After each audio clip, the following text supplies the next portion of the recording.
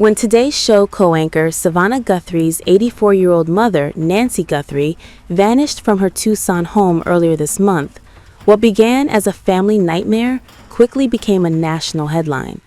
Nancy Guthrie was last seen on January 31st in the Catalina foothills area of Arizona. When she failed to attend church the next morning, her family reported her missing. Authorities now believe she did not leave voluntarily. Investigators say blood matching Nancy Guthrie's DNA was found on her porch. There were signs of a struggle, and the case is now being treated as a possible abduction. As the search intensified, something else began to happen online.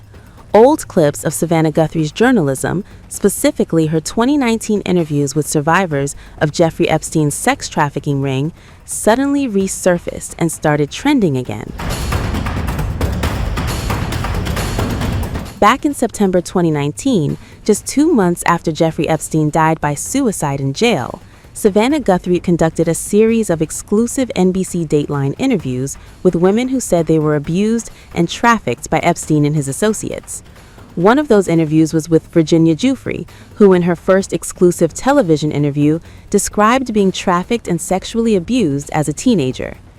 The special also gave a platform, many for the first time, to other survivors, including Anuska DeGiorgio, Rachel Benavidez, Jennifer Arauz, Marieke Chartuni, and Shauntae Davies. At the time, the reporting was widely praised as giving survivors a voice. But now, those same interviews are being pulled back into the spotlight, not by journalists, but by social media speculation. Posts began circulating, drawing their own conclusions, suggesting without evidence that Savannah Guthrie's past Epstein reporting and her mother's disappearance could somehow be connected. One post on X read, quote, "Oh, I didn't know Savannah had interviewed Epstein. This whole thing gets more and more strange." Another claims, quote, "They will kidnap an elderly woman too." Others went even further, making allegations without proof, connecting unrelated deaths, and suggesting shadowy retaliation. There is no evidence supporting these claims, but the speculation kept spreading. Here's what is confirmed.